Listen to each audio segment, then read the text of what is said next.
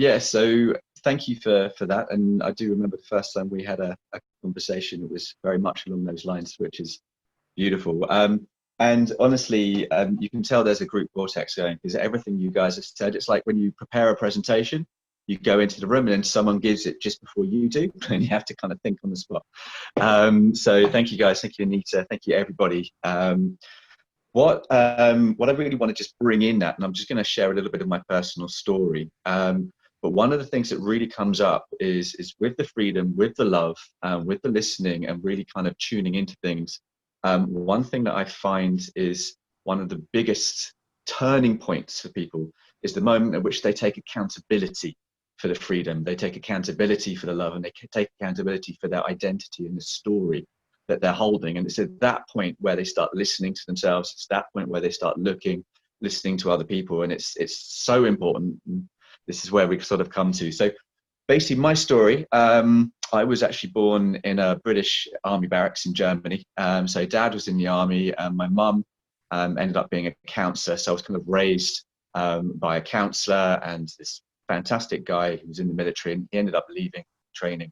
But one of the things that we hadn't realized at the time was the fact that I was actually severely dyslexic. So when I was at school, they thought that maybe there was something wrong with me. I wasn't keeping up with the written work and all that kind of thing. And eventually, okay, they found out I was dyslexic, and then they got me the help that I needed. But over the years, with the dyslexia, you pick up a lot of beliefs. And this is what people sort of have a look at, where you were talking about sort of personal freedom. And Dr. Anita, and that story that we have, what I started doing was believing like I would fail my tests, I would work as hard as I could, everybody else would go out and play, and I couldn't go out and play, I had to stay and work. So I started to believe that I just wasn't as good as everybody else, and I was broken. I also had a problem with my eye, a hole in my heart, I had special shoes, I was a bit of a Forrest Gump kid. And so you just kind of, you just develop that tenacity that it doesn't matter anything I do, if I'm going to fail at, I might as well just do something I enjoy and I'll just fail at that, but at least I'll enjoy it on the journey. Because of that, I became a little bit of had a bit of a misspent youth. So I can completely understand using alcohol as a crutch. For me, alcohol, cannabis, a lot of different bits and pieces. So mum and dad, you watch this, I apologize. I did give them a bit of a hard time. And eventually, cut long story short, went to university, didn't do particularly well there either, ended up in corporate. And around the age of about 22, I had a phone call, anonymous phone call. I was working in a big sales environment. This is 300 people all on the phones making calls to international blue chip companies. And the phone went, and I got this phone call, and a phone call, I don't even know to this day who it was. I have a suspicion, telling me that one of my close friends from when I was growing up had actually become a heroin addict. At that point, I really didn't know what to do. I hadn't spoken to this guy for about 9 years. And because I didn't know what to do, but I'd learned a few techniques with NLP. We've been learning negotiation, and I used to do quite a bit of counseling, because that's what my mum kind of taught me to cope with some of the things in my childhood. So say it out and say it proud. So I basically, for the first time, parents are Christian, I said a prayer. And I just sat there. I don't really know what to do. I was like, "Dear Lord, please help my friend." And I literally, for the first time ever, got an answer. I literally had a voice. I turned around to see if one of my friends was taking the mickey out of me. And the voice just said, "If you love him that much, why don't you help him?"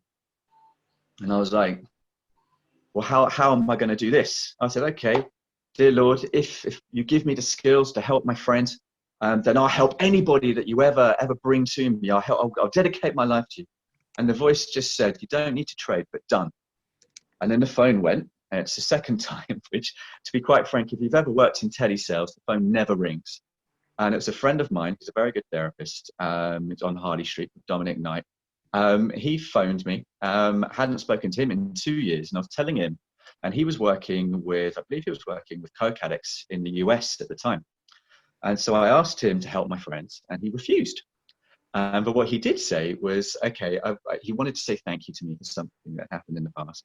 And so he gave me a phone number. And so I called this phone number, and I got through to a person. I can't really put too many names together, but I ended up training in clinical hypnotherapy, and I became a master of clinical hypnotherapy and NLP with a guy by the name Richard Bandler, who invented NLP. And I trained with people like Michael Neal, and then I trained with people like Paul McKenna, who were quite famous back in the day for what they were doing. And when I met my friend, I managed to get him, and Richard Banner actually took me to one side. He did a lot of work with Vietnam veterans.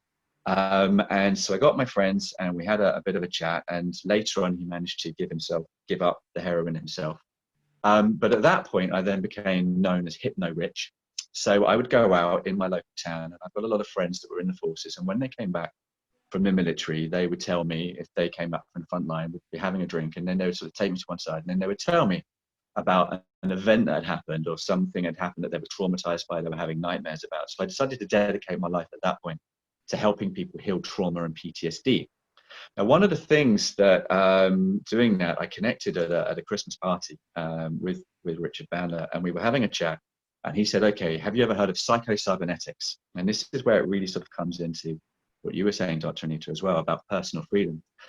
So Maxwell Maltz in 1960 developed this book, Psycho-Cybernetics, and he found the success mechanism that everybody on the planet, your brain is hardwired to achieve one thing in life. What it achieves is your personal identity, your template of who you think you are. And between the age of 0 and 20, everything that happens to you develop these beliefs. So there's me at sort of 5 or 6 years old, and there's my family. We didn't have as much money as some of the other members of our family. So I'm sitting there developing that to love my family, I'm going to love is better than money. And so I developed this belief. So I grow up later on in life and I'm rejecting money. I develop other beliefs. So what I started doing was really looking at the science of what it takes for people to be successful. Now, Tony Robbins, Zig Ziglar, Brian Tracy, everything they do, if you even Google Psycho-Cybernetics by Maxwell Maltz, it comes up as the core of their work. At the point at which somebody changes their personal template or changes a belief on their template is the point at which they change their life. But when I was working with the soldiers, what I noticed was once you got them over a trauma, over PTSD, or you resolved it and cleared it up, they're not in the army anymore. They've got no reason to really exist. And so what I wanted to know was, how do you actually build a life? And it's not just about success. What is the difference between somebody who's okay, somebody's happy, somebody's successful, or somebody who has complete greatness in their life? And so I spent about 15 years modeling people that were great in various different things. World champion athletes. One of the friends I was lucky to have had 17 world championship titles. I've got other friends in the industry. I've got friends who are fantastic thought leaders.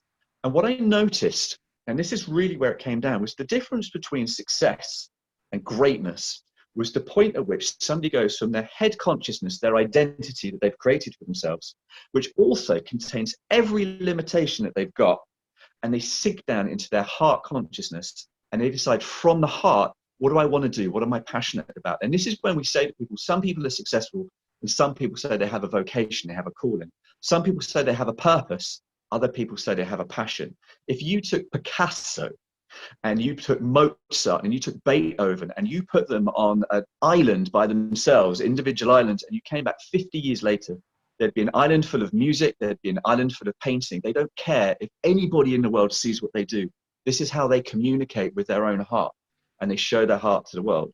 If you take somebody who's got a purpose to do this and do that, save the rhino, and that's beautiful that they're doing that, you put them on an island by themselves and they don't really have much to do. So the whole point that I really want to get across to people is the point at which, and going back to a little bit of religious doctrine, Jesus, to get into the kingdom of heaven, we must be his children. Children run around purely in their heart consciousness. No one has taught them to limit themselves. No one has taught them shame. No one has taught them failure. No one has taught them that they need to do this in order to be loved and accepted. They just want to have ice cream in the morning. They want to play when they want to play. And there's no part of them that's holding the belief that they can't do something. So as we build up all of these things on our identity template for the first 20 years, we spend the rest of our life overcoming them. And every single one of them, every challenge we have, is a belief that we're not good enough. And as we shine light, as we accept that part of us, for me, looking at this and thinking, I'm not the best at writing. I can never write a book. Well, I'm now writing too. I'm not the best at communicating people, but I do this for a living now. At the point at which you can look at your shadow and look at those beliefs that you took on board in order to fit in at school, in order to fit in with your family, and that might be something quite textual. It's come up recently, people that have racism. But some people have adopted racism so that they can belong, fit in, and actually not be rejected by their family, systemic racism. Other people have it for other reasons. But the point at which you can look at those parts of you that are separate and at those parts of you that you're rejecting and say to yourself, actually, what is it about me? What love was I trying to achieve? Acceptance, belonging is the point at which you can look at other people without judgment and understand that the pain that they're holding, the darkness that they're holding, and the limitations that they're holding, the belief that they can't do something, something that they learnt, and they can unlearn that. And as they do, they step into their passion. And as they step into their passion, they can change the world. That is the point at which tenacity is out the window. That is the point at which you're up at 4 o'clock in the morning because there's a challenge and you love what you're doing so much. You just want to show the world how great the world can be. I think that's my 8 minutes. That's me.